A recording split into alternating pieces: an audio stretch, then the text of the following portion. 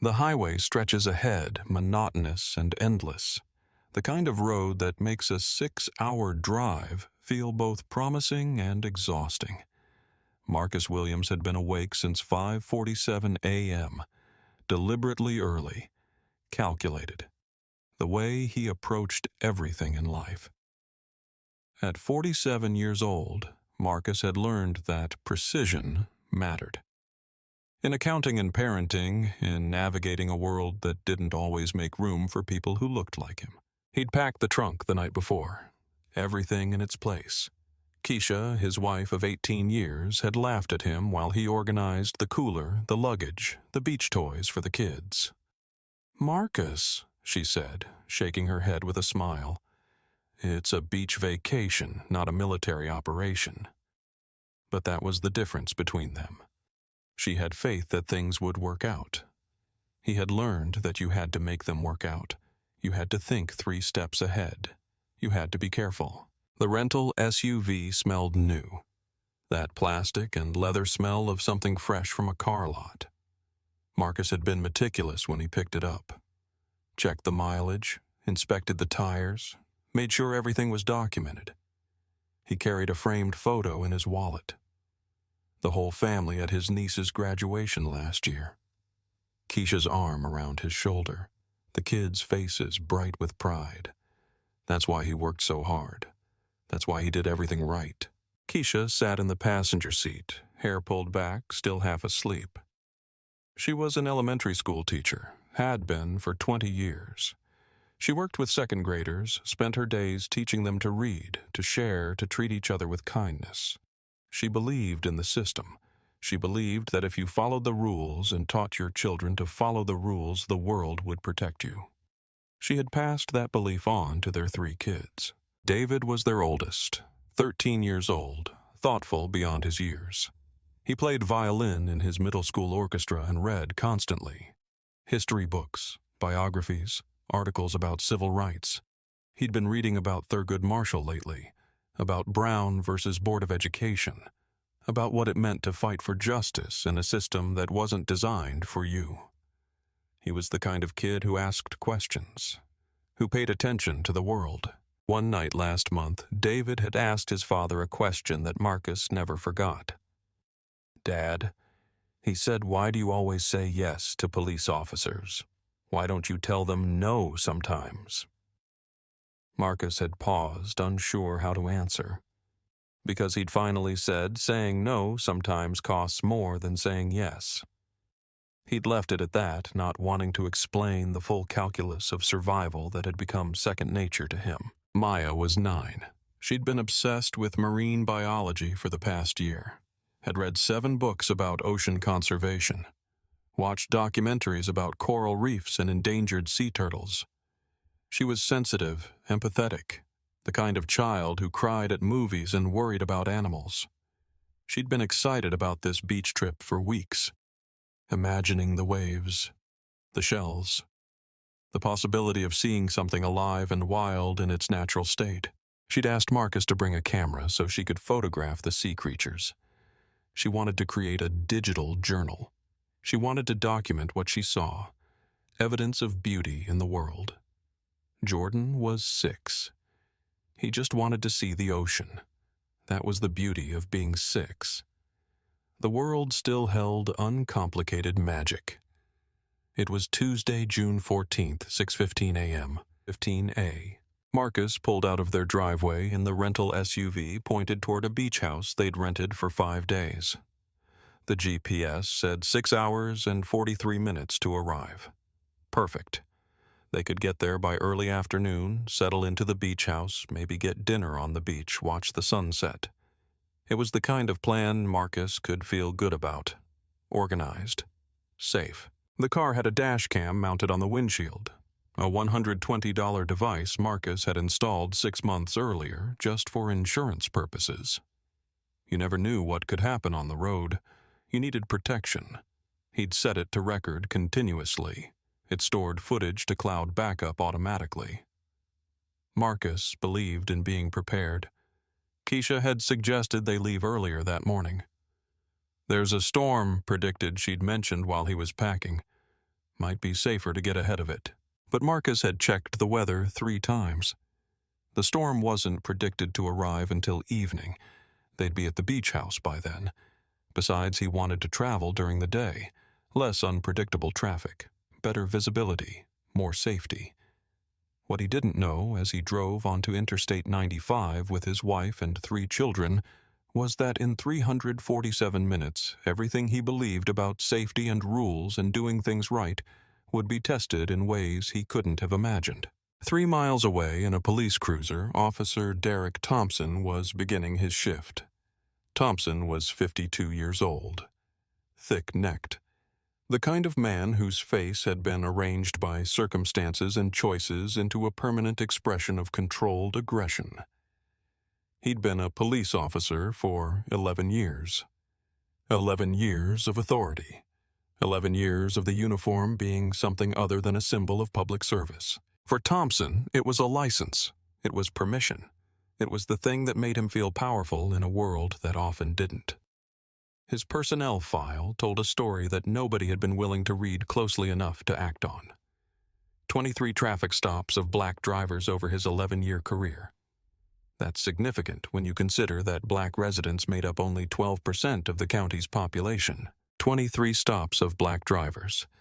0 traffic stops of white drivers that resulted in extensive searches. That disparity meant something. It meant he was looking for something specific. It meant he'd learned how to see people in a certain way. 7 formal complaints had been filed against Thompson over those 11 years. 7 different people, different incidents, same pattern. Excessive force, illegal searches, violations of consent. All of them resolved quietly by a police union that protected its own. Captain Richard Hayes, Thompson's supervisor for the last 6 years, had reviewed every single complaint. Every single time Hayes had determined that Thompson's actions were consistent with reasonable law enforcement procedures. It was the kind of phrase that meant nothing and covered everything. Thompson had learned how the system worked. He knew where the camera blind spots were on different highways. He knew how to write a report that made the victim sound like the aggressor. He knew exactly how much pressure you could apply before someone pushed back. And he knew how to handle it when they did. He'd gotten away with it for 11 years because the system was designed to let him get away with it. Because there was nobody watching closely enough. Because the people he stopped were people nobody would fight for very hard. Thompson's shift had started badly. He'd had a fight with his wife that morning. She'd told him she was tired of his attitude. Tired of coming home to a man who seemed angry at the world. He'd told her she didn't understand, that the job was hard, that people didn't respect him, that everyone was against him. She'd shaken her head and left the room. He'd left for work feeling raw, feeling disrespected in his own home. On the road, that feeling morphed into something else. It became fuel. It became justification. It became the anger he carried with him when he saw people who looked different from him. He had no idea that on this Tuesday in June he was about to meet someone who wouldn't be afraid. Someone who had proof. Someone who would be willing to let the whole world see what he'd been doing. Marcus had been driving for 2 hours and 14 minutes when the police cruiser appeared in his mirror. There was no warning. One moment, the highway behind him was clear. Just the normal flow of traffic, distant vehicles, the ordinary landscape of a road trip. The next moment, the lights were there, red and blue, sudden and bright, cutting through the Tuesday afternoon sun. Marcus's hands tightened on the steering wheel, not from fear exactly, from a kind of automatic tension that came with knowing the weight of that particular sight. He taught himself to be careful his whole life, more careful than he probably needed to be. His father had taught him that when you see those lights, you're already in the wrong whether you did anything wrong or not. The best thing you can do is be polite, be compliant, be small. He checked his speed. 64 miles per hour. The limit was 65. He was under the limit. He'd been under the limit the whole time, which was exactly the point. He was being careful. From the passenger seat, Keisha stirred. She'd been half dozing, one hand resting on the door, her mind somewhere between awake and asleep. "What did you do?" she asked. Confused, but not accusatory. It was a reasonable question. You didn't get pulled over for nothing. You didn't get your afternoon interrupted by police lights for following the rules. "Nothing," Marcus said. "I've been under the limit the whole time." He signaled. He moved into the right lane. He carefully pulled onto the shoulder, coming to a complete stop. He kept his hands visible on the steering wheel. He'd taught the kids the protocol, too. Stay calm. Don't make sudden movements. Be compliant. Be respectful. Be small. Behind them, the police cruiser stopped. The lights continued to flash. Marcus watched in his mirror as Officer Thompson emerged from the vehicle. Thompson didn't walk toward them the way most officers would. He didn't approach casually, professionally. He moved with what could only be described as a swagger, the kind of aggressive, wide-legged stride that communicated something other than simple professional authority. His jaw was clenched.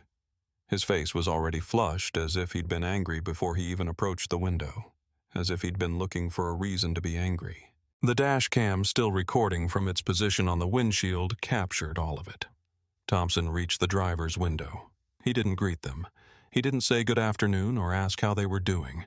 He didn't offer any of the basic courtesies that made an encounter feel like a simple traffic stop. Instead, his voice came through the window. Tight, controlled, dangerous. "License and registration. Now." Marcus had been through this before. Not often, but enough to understand the tone. This wasn't a polite request. This was a command delivered by someone who expected immediate obedience. Marcus reached for the center console. He kept his movements slow and visible. He extracted his license from his wallet and the registration from the glove compartment. He handed both documents through the window to Thompson. Thompson took them. He looked at the license for several seconds, longer than necessary to actually read it. His eyes seemed to be cataloging something. Then he looked back at Marcus, then at Keisha, then through the back window at the 3 children sitting silently in the back seat. From the back, David was watching. His 13-year-old mind was already processing what was happening. The calculation. The understanding that this could go different directions depending on what his father did. 9-year-old Maya had picked up on the shift in atmosphere and had fallen silent. Jordan, the youngest, looked confused, as if trying to understand what had happened to turn a normal car ride into something else. "Step out of the vehicle," Thompson commanded. Marcus looked at him. "I'm sorry, officer. Did I do something wrong? Did I stutter?" Thompson's hand moved closer to his belt. "Step out. Now." There was a quality to the voice that made it clear this wasn't a request. This was an assertion of authority. This was a man making a point about who held power and who didn't. Marcus unbuckled his seatbelt. He opened the door slowly. He stepped out of the vehicle. The dashcam continued recording from inside, capturing Keisha's face as she realized something was happening, capturing David's hand reaching instinctively for his mother's arm, capturing Jordan's confusion. "Hands on the hood," Thompson ordered, legs spread. Marcus complied. He was aware of other cars passing on the highway, their occupants probably glancing over, probably seeing a black man in the position of a suspect and making assumptions about what must have happened. He was aware of his children inside the car behind him. He was aware of the sun on his back and the heat radiating up from the asphalt beneath his hands. He was aware of something else, too. A sense that this was different. That Thompson wasn't just running a routine stop. That Thompson had already made up his mind about something. Thompson began the pat-down search. He ran his hands across Marcus's body, under his arms, around his torso, down his legs. It lasted 3 minutes. It was thorough in a way that went beyond what would be necessary for a simple safety check. It was invasive. It was deliberate. It was the physical assertion of complete dominance over another human being. When he finished, he stepped back. You carrying anything sharp? Needles? Drugs? Thompson didn't wait for full answers. No, sir, Marcus said. Get back in the vehicle. Marcus moved toward the door, but before he could reach it, Thompson grabbed his arm. Wait, I'm going to search the car. Marcus's mind registered what that meant. He'd been taught his constitutional rights, had read enough to understand that searches required certain conditions. Officer, do you have probable cause to search my vehicle? Thompson's face flushed deeper. His jaw clenched. You could see the moment he understood that Marcus knew something. That Marcus was aware of his rights. That Marcus wasn't going to be intimidated into compliance by authority alone. And Thompson didn't like that. He didn't like being questioned. He didn't like the assertion that there were rules he had to follow. I don't need probable cause, Thompson said. His voice was tight with controlled anger. This is a consensual search. You can refuse, but if you do, I'll arrest you for obstruction. This was a lie. Federal law was clear on this point. Consensual searches required actual consent. But Thompson's threat arrest without basis had the intended effect. Marcus, not a lawyer, unsure about the nuances of his rights, said what Thompson knew he would say. Okay, officer. Go ahead. Thompson returned to the vehicle. He opened the front passenger door. He searched the glove compartment. His hands moved deliberately through insurance papers, the owner's manual, a few receipts. He looked under the seats. He opened the center console, looking at car chargers and a few extra coins Marcus kept there. He found nothing. He closed the front door and opened the rear passenger door where David sat. Come on, kid. Out, he said. David's eyes went wide. His hand instinctively reached for Keisha's arm. He's 13, Keisha said. Her voice was steady but with an edge of concern. He hasn't done anything. I'm not talking to you, Thompson said. His voice was sharp. Get out, kid. David, frightened, unbuckled his seatbelt. He exited the vehicle slowly, standing on the shoulder of the highway, aware of the cars passing, aware of the officer, aware of something being very wrong. Thompson conducted a pat-down search of a 13-year-old child without parental consent. He moved his hands down David's arms, around his torso, down his legs. David stood frozen, his face a mixture of confusion and fear. He was trying to understand what he'd done, trying to figure out the crime that made this happen. The dashcam recorded it all. Then Thompson moved to Maya. You too, kid. Out. A 9-year-old girl, small for her age, opened her door and stepped out onto the highway shoulder. She was trembling. I haven't done anything, Maya said. Her voice was barely above a whisper. But Thompson's hand was firm on her arm as he conducted the search. He moved his hands across her small body, as if she were a suspect in a crime. Maya's eyes filled with tears. She didn't cry. She was trying to be brave, trying to understand what was happening. But the tears came anyway. This was the moment Keisha felt something break inside her.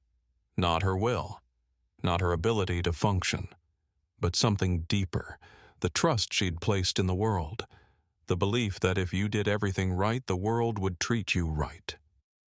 She watched an officer of the law put his hands on her 9-year-old daughter.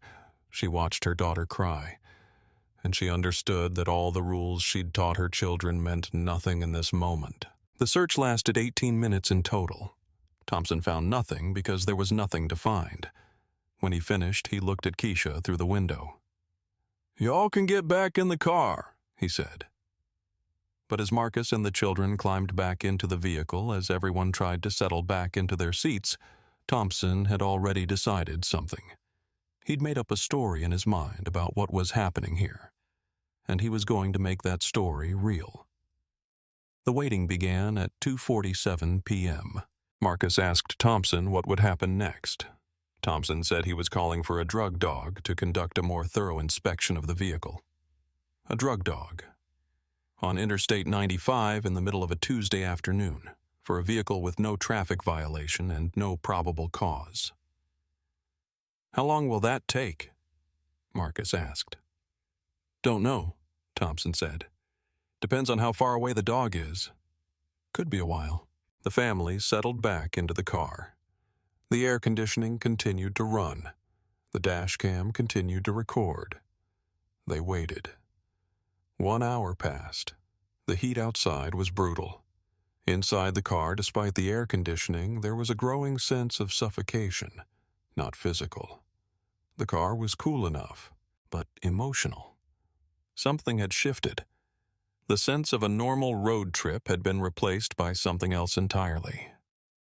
The atmosphere had become defined by the presence of Thompson, by his authority, by the unexplained nature of their detention. Jordan, the youngest, had stopped crying, but he was clingy, his small hand gripping Keisha's arm, his head resting against her shoulder. He whispered, "Mommy, where are we going?" "We're staying right here, sweetheart," Keisha said.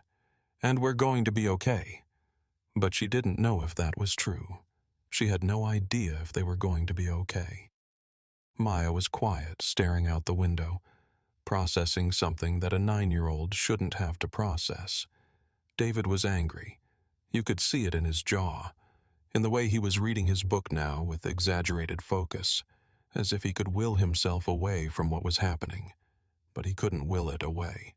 None of them could. At the 58-minute mark, another police cruiser pulled onto the shoulder behind them. Then another. Now there were 3 police officers, 2 vehicles, 1 family sitting in a rental car on the side of the highway. The asymmetry was complete. The message was clear. You are outnumbered. You are outgunned. You are in our world now, and we decide what happens.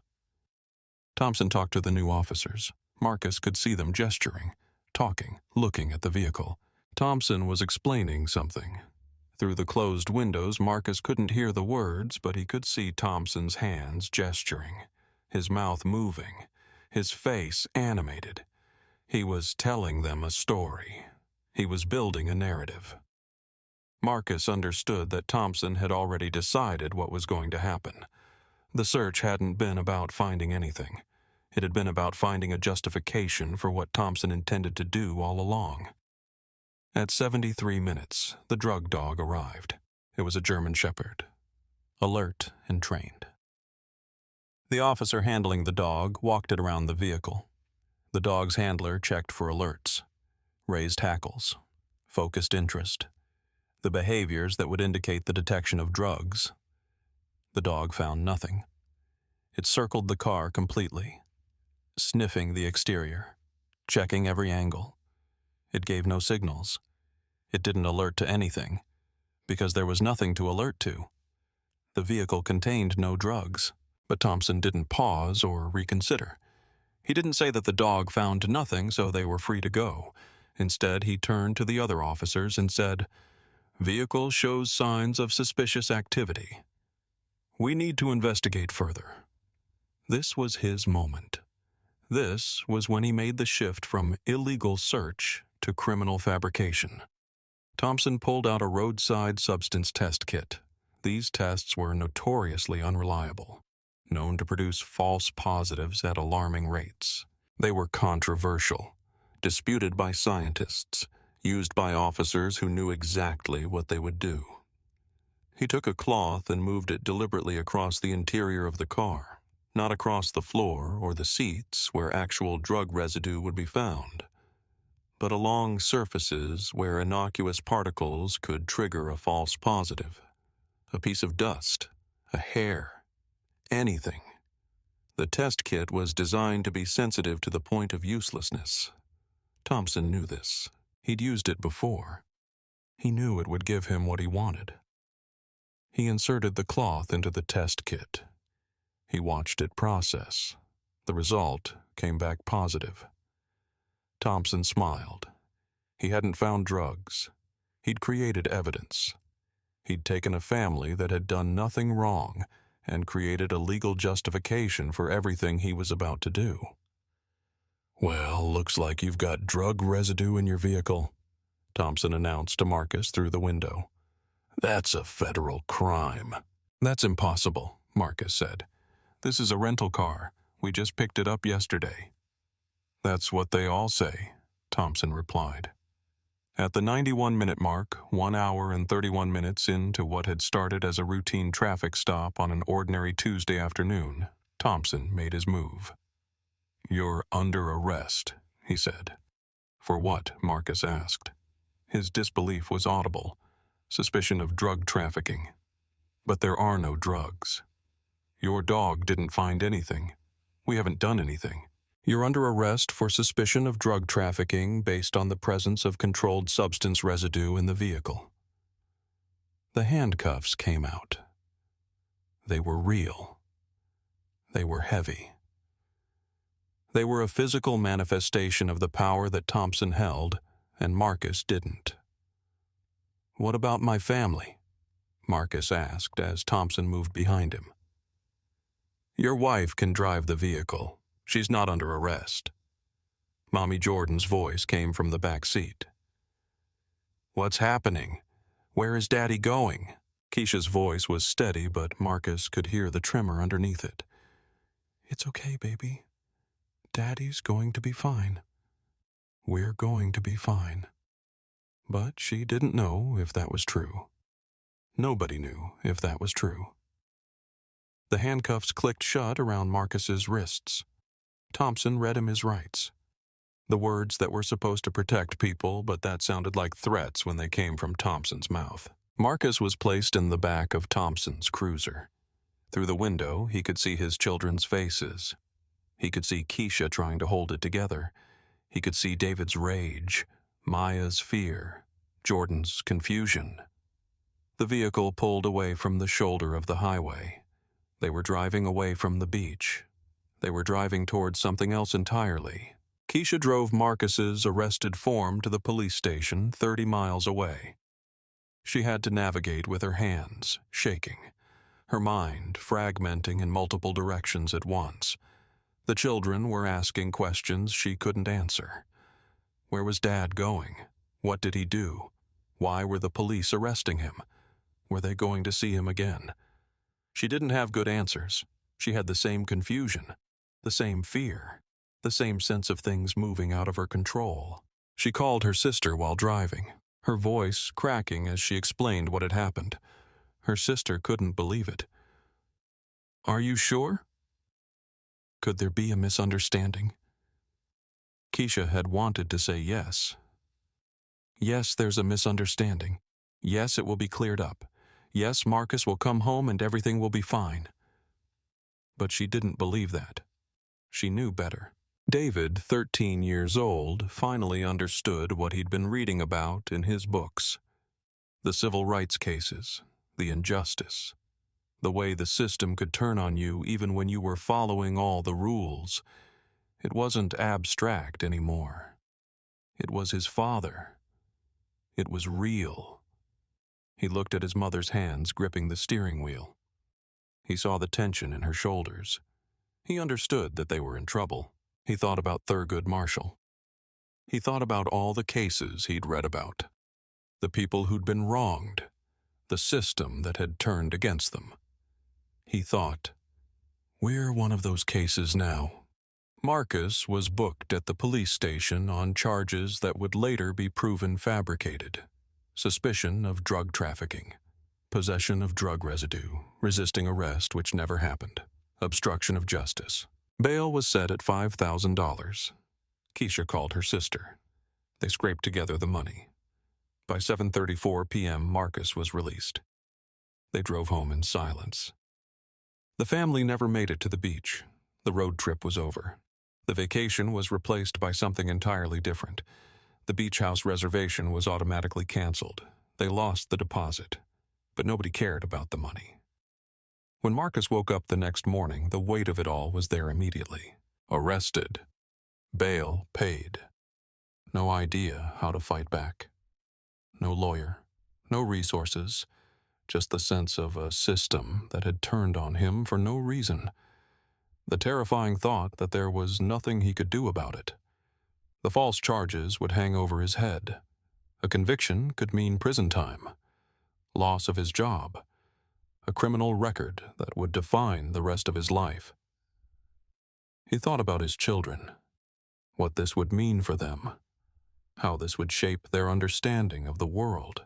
Keisha sat beside him with coffee at the kitchen table. The children were still asleep, or pretending to be. She asked the question that would change everything. The Dashcam. Did it record? Marcus's heart jumped. The Dashcam. He'd forgotten about it. The simple $120 device he'd installed 6 months ago for insurance purposes, for the possibility of accident, for protection. He'd never thought he'd need it for this. With trembling hands, Marcus retrieved his phone. The Dashcam was connected to cloud backup. He opened the app. He scrolled through the videos. There it was. 2:14 p.m. to 3:47 p.m. June 14th. All 93 minutes. In 4K resolution. With timestamp. With audio. Everything. Marcus watched the video. Once. Twice. 3 times. The aggressive approach. Thompson's clenched jaw. His demands. His lies about probable cause. The pat-down of a 13-year-old child. The removal of a 9-year-old girl from the vehicle. The illegal search of the car. The drug dog that found nothing. The false substance test. The arrest on fabricated charges. All of it. Captured. Documented. Undeniable. Marcus cried. Not from sadness, but from a mixture of emotions too complex to separate. Anger. Relief. Recognition of how lucky they were. Recognition of how many families didn't have this. How many people were arrested on false charges without evidence. How many people's lives were destroyed by officers like Thompson with no consequence. No proof. No protection. We have evidence, Keisha said. Understanding what she was looking at. We have everything, Marcus replied. By noon that day, Marcus had found a civil rights attorney. James Mitchell. Mitchell had been working in police misconduct cases for 18 years. He'd won 34 cases. He'd lost hundreds. But he'd learned to recognize when a case was different, when the evidence was clear, when the law was on your side. Mitchell came to their home that afternoon. Marcus played the entire 93 minutes of Dashcam footage without interruption. When it ended, Mitchell sat back in his chair. He was quiet for a long moment. "This is the clearest police misconduct case I've seen in 12 years, he said finally. "Everything Thompson did violated your Fourth Amendment rights. The search was illegal. The arrest was false. The substance test is not admissible. We have a federal civil rights violation case."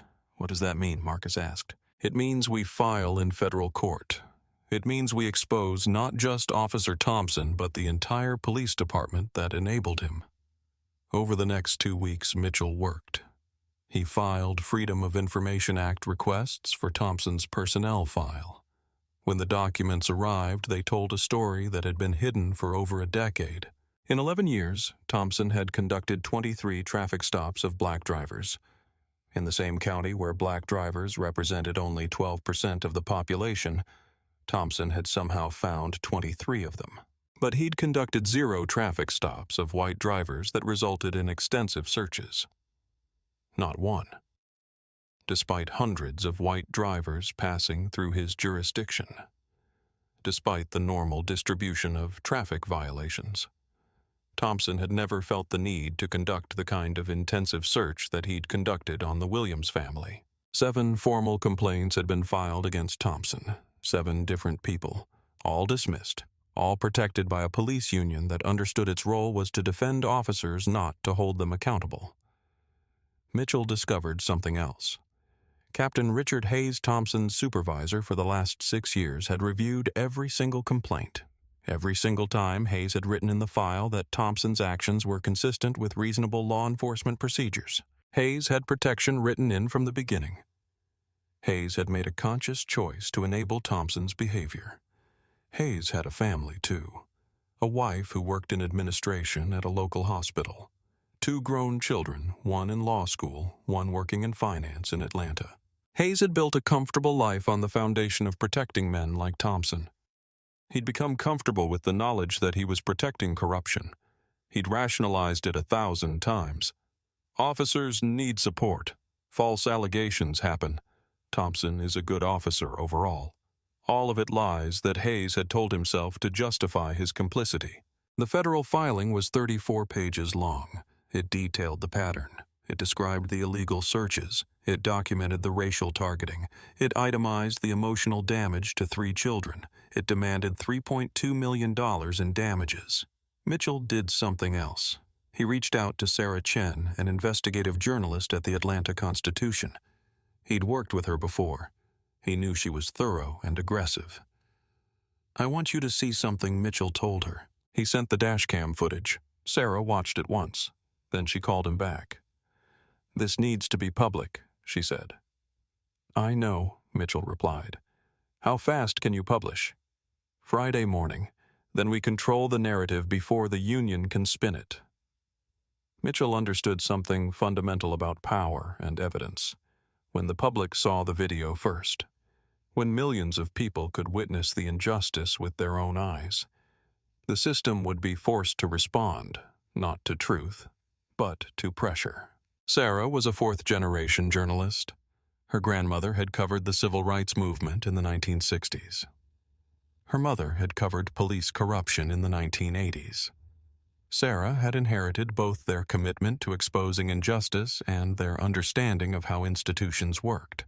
She understood that the story wasn't really about Thompson. It was about the system that had enabled him. It was about the choices that Captain Hayes had made year after year to look the other way. It was about the police union that would inevitably try to protect an officer who was obviously guilty. She understood that documentation was power, and that the Williams family had something that few victims ever had: complete, undeniable documentation of what had happened to them. The headline broke on Friday, June 24th at 6 p.m. Dashcam footage exposes Georgia officers' pattern of racial profiling. The video was embedded in the article. By 8 p.m., it had 47,000 views. By midnight, it had 340,000 views. By Saturday morning, it had 2.3 million views. The footage was impossible to ignore. There was no angle from which it could be misinterpreted. This wasn't a matter of perspective. This wasn't both sides of the story. This was documented evidence of a police officer conducting illegal searches and making false arrests based on nothing but the race of the people in the vehicle. Anderson Cooper opened his CNN segment with the footage. "We're looking at a traffic stop," he said. "No speeding, no tailgating, no reckless driving. A family on a road trip.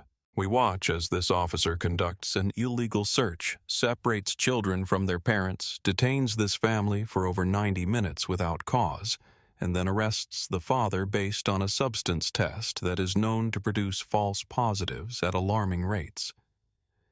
This is not a judgment call. This is documented misconduct." The segment went viral. By Sunday morning, it had been viewed more than 15 million times.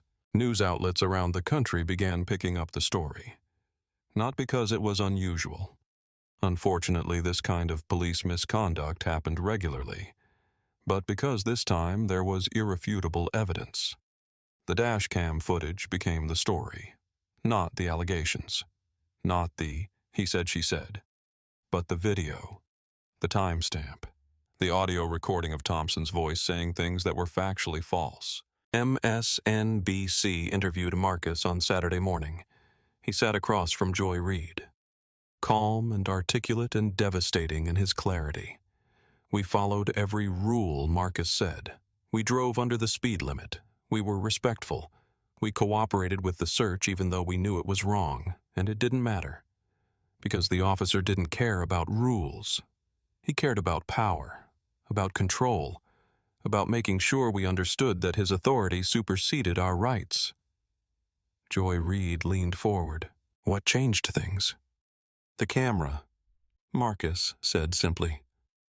"We had a camera. 93 minutes of evidence. Without it, it would be his word against mine. and the system would protect him, like it's protected him for 11 years. The interview was watched by 4 million people. By Sunday morning, it had 7 million views. The story exploded across every news outlet.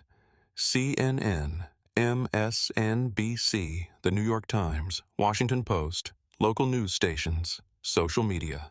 Within 48 hours, the Williams family's story had become a national conversation about police misconduct and racial targeting. Protesters gathered outside the police precinct where Thompson worked. A petition demanding his termination reached 87,000 signatures by Sunday afternoon. Civil rights organizations issued statements about the pattern of abuse. The ACLU released a statement calling the conduct a clear violation of constitutional rights. The governor's office released a statement saying they took the allegations seriously and supported a thorough investigation. The mayor's office announced an investigation. Congressional members from Georgia released statements. Senators sent letters to the Department of Justice. The pressure was building. The system couldn't ignore it anymore. By Monday, Mayor Patricia Henderson held a press conference. She announced that effective immediately, Officer Derek Thompson was suspended with pay pending investigation. Additionally, they were implementing a comprehensive review of traffic stop policies and committing to increased training on implicit bias. It was too little, and Thompson's union knew it. But the police union fought back immediately. Police Union President Captain David Morris issued a statement. Officer Thompson is a dedicated officer with 11 years of service. We will defend him vigorously against these allegations. This is a rush to judgment based on selective editing of evidence. The statement was remarkable in its desperation. Because the evidence wasn't selective. It was complete. It was time-stamped. It was undeniable. There was no selective editing. There was just the complete, unfiltered truth. The union was asking people to believe that a 93-minute continuous recording with timestamp and audio somehow misrepresented what had happened. It was asking people to believe that the video was lying. Most people didn't believe it. The union's statement only made them angrier. Protesters increased in number. They marched in front of the police station. They marched in front of City Hall. They marched in front of the police union headquarters. The message was clear. This wasn't acceptable. Thompson was guilty. The system was guilty for protecting him. The Department of Justice announced a federal investigation. They assigned Special Agent Sarah Chen to lead the probe. Chen had a reputation in law enforcement circles. Thorough, fair, merciless when misconduct was proven. She didn't accept excuses. She didn't accept institutional explanations. She looked at the evidence and made determinations based on what the evidence showed. Agent Chen watched the dashcam footage once. She reviewed it carefully, noting timestamps documenting violations, cross-referencing them with federal law. Then she watched it again. And again. By the third viewing, she had filled 20 pages of notes. Fourth Amendment violation. Fifth Amendment violation. Equal protection violation. Color of law violation. Conspiracy to cover up misconduct. It was textbook. It was clear. It was everything the law was designed to prevent. When she finished, she made a preliminary statement to the media. Officer Thompson has a documented pattern of conducting illegal searches, making false arrests, and engaging in racial discrimination. Based on preliminary evidence, probable cause exists to believe federal civil rights violations were committed. That statement changed everything. A federal grand jury convened in early July. 23 people were selected: teachers, a nurse, an accountant, a construction worker, a librarian, ordinary people, citizens. They were presented with the evidence. They watched the dashcam footage, all 93 minutes. A nurse in the jury, Maria Santos, had a 13-year-old son. As she watched Thompson pat down David Williams, she felt something shift in her. A nurse herself, she understood the violation. She understood what it meant to have your body examined against your will. She imagined her own son in David's position. She thought about how that would feel. She thought about how that would change him. A high school teacher on the jury recognized the moment when Keisha tried to protect her children. She recognized the fear in a mother's voice. She'd taught high school students for 12 years and had never had to explain to them that the people meant to protect them might instead violate them. Until now. Because this case had become national news. Her students had seen the video. They'd asked her about it. She'd had to explain what she was watching as much as they did. An accountant was struck by the data. 23 stops of black drivers, 0 of white drivers. It was a statistical anomaly so profound that it could only be explained one way, and the data behind it was documented, filed, public. The jury deliberated for 4 hours, not because they were unsure, but because they understood the weight of what they were doing. They were about to formally charge a police officer with crimes. They were about to set in motion a prosecution that would result in prison time. They wanted to be thorough. They wanted to be fair. But the evidence didn't leave room for much interpretation. The foreman stood. The jury had reached a decision. "We have reviewed all evidence presented," he said. "We find probable cause that criminal violations have occurred. Officer Derek Thompson is indicted on 4 counts of violation of civil rights under 18 U.S.C. 242. 1 count of conspiracy to cover up misconduct. 1 count of filing a false report." In the gallery, Marcus felt Keisha's grip on his hand tighten. The news broke instantly. Within minutes, it was everywhere. Thompson had been indicted. Federal charges, civil rights violations, conspiracy. The police union released a statement that Thompson would be defended. But even they seemed to understand that this was different. This wasn't about defending an officer who'd made a judgment call. This was about defending an officer who'd been caught on camera committing crimes. On September 18th, exactly 96 days after the traffic stop, Officer Derek Thompson stood before Judge Patricia Williams in federal court. The courtroom was packed.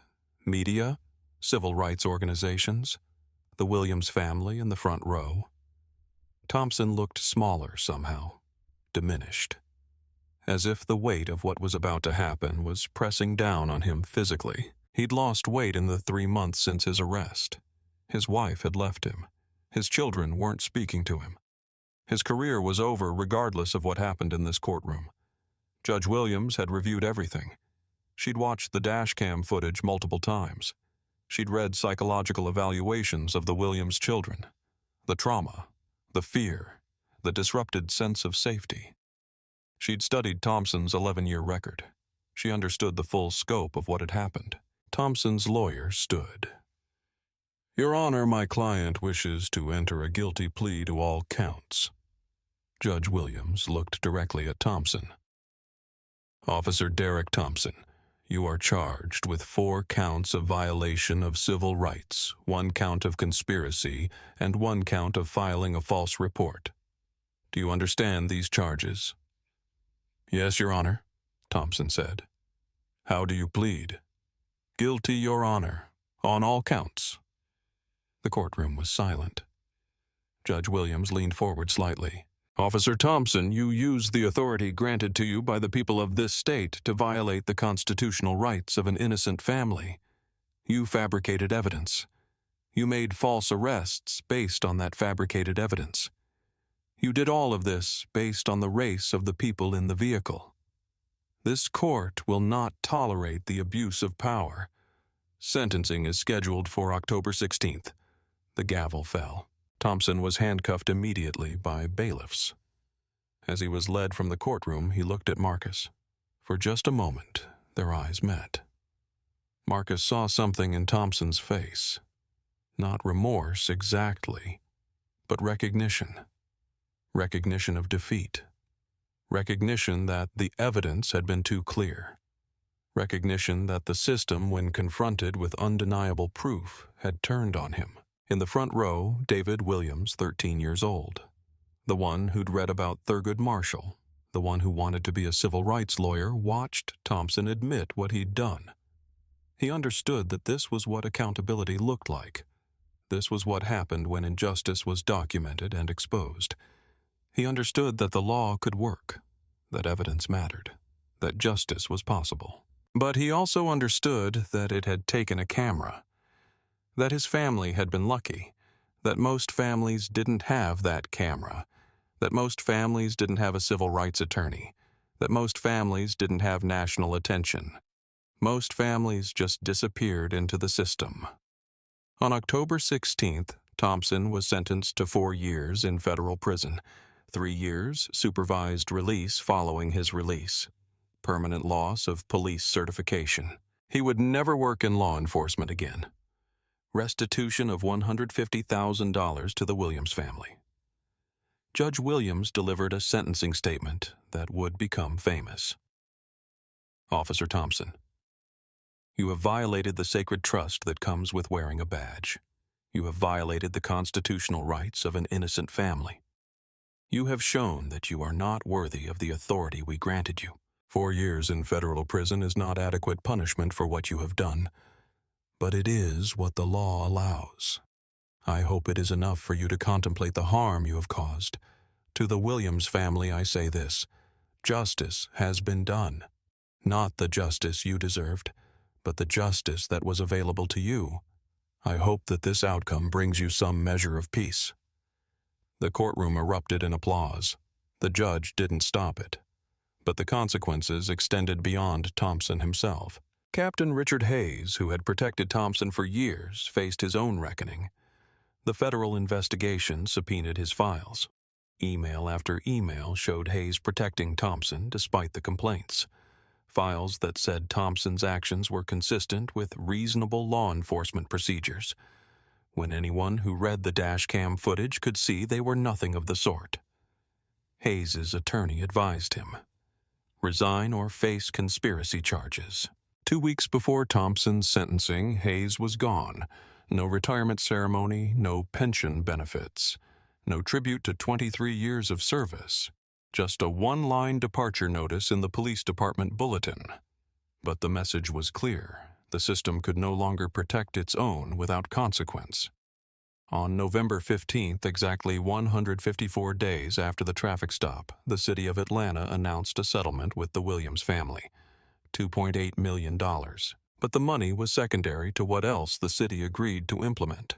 Mandatory body cameras for all officers, a dashcam installed in every police cruiser, the establishment of a civilian review board with actual subpoena power, mandatory annual bias training for all officers, an explicit ban on profile-based stops defined in specific enforceable language so there could be no misunderstanding about what the policy meant. The system, when confronted with evidence this clear and undeniable, had to change.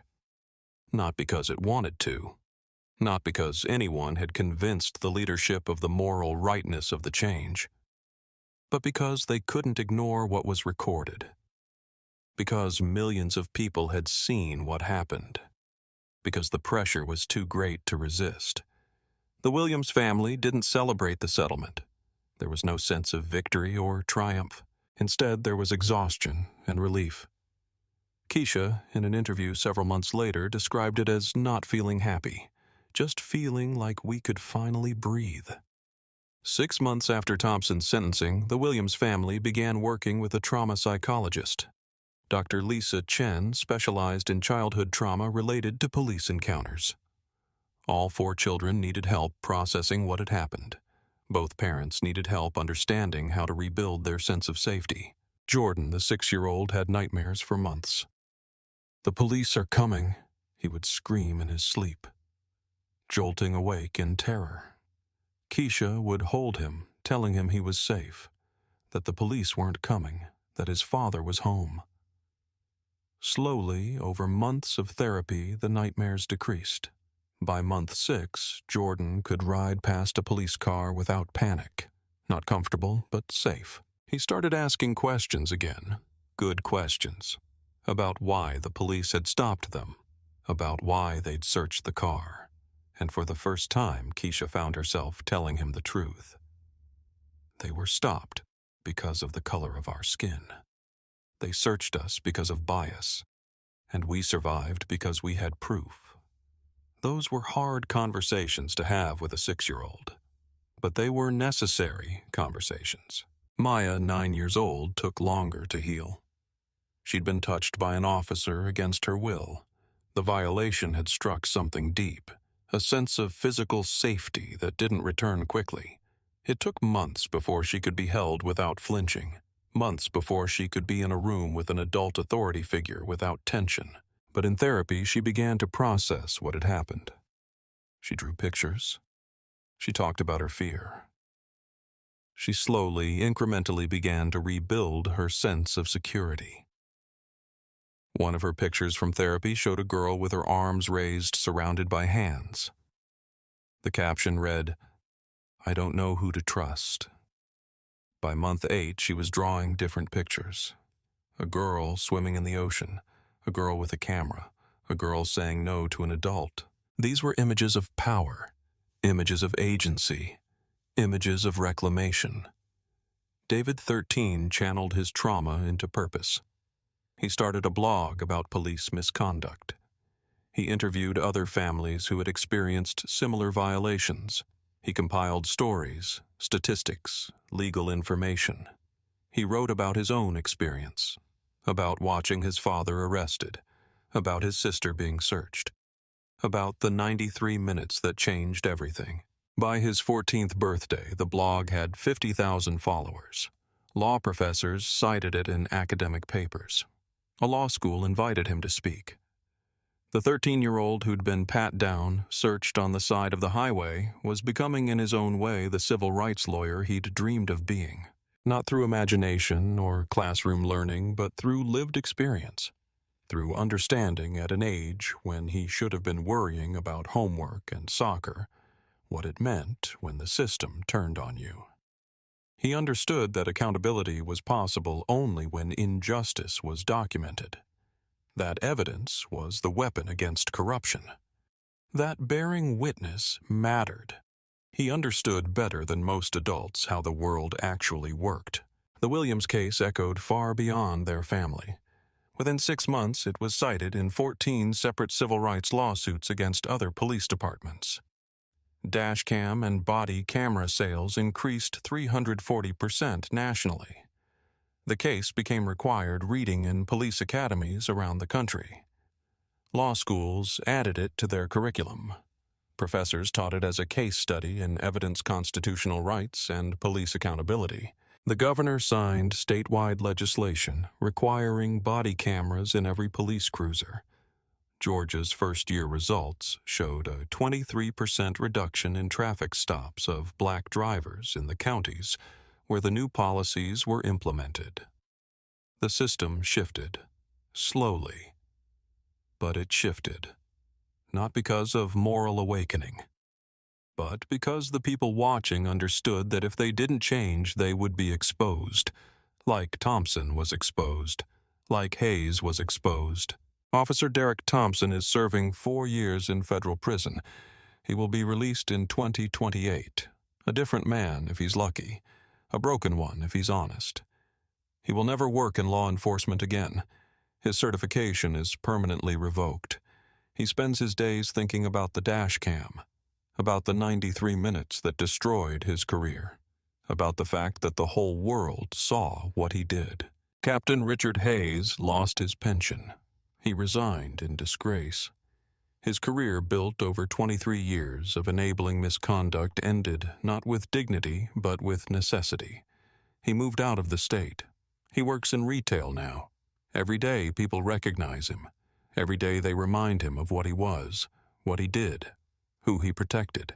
The city of Atlanta paid $2.8 million to the Williams family and implemented reforms that will affect how police in that jurisdiction operate for years to come. A family's sense of safety was shattered on a highway on a Tuesday afternoon in June. But what they discovered in the aftermath was something that transcended their own trauma. They had proof. They had evidence that couldn't be denied. They had a camera that had recorded the truth. And sometimes when the truth is undeniable, the system has no choice but to respond. The Williams family didn't save themselves through perfection or compliance or doing everything right. They saved themselves through an accident of technology. A $120 Dashcam installed for insurance purposes. They saved themselves because they refused to accept that injustice was simply the cost of existing. And in saving themselves, they changed the system for thousands of other families who would come after them. The beach vacation never happened. The road trip ended not at the ocean, but in federal court. But what the Williams family found in the process was something more important. Proof that accountability was possible, that evidence mattered. That when injustice was documented clearly enough, even a system designed to protect the perpetrators could be forced to act. Officer Thompson violated their rights for 93 minutes on June 14th. But what he didn't know was that every single second of that violation was being recorded. Every word was being captured. Every illegal action was being documented in a way that he couldn't explain away or deny. That camera changed everything. If this story meant something to you, if it resonated with something you know to be true about how the system works and how it can be challenged, subscribe to our channel. Because the Williams family proved that truth when documented clearly enough cannot be ignored. And in a world where injustice often goes unwitnessed and unpunished, bearing witness matters. Recording the truth matters. Refusing to accept that the system is immovable matters. The Williams family changed their jurisdiction. They changed the conversation nationally, and they did it with a camera, a commitment to justice, and the refusal to let their experience be forgotten. They proved that ordinary people with ordinary tools can hold power accountable. They proved that documentation is power. They proved that evidence matters. And they proved that sometimes when you have the truth on your side, the system has no choice but to listen.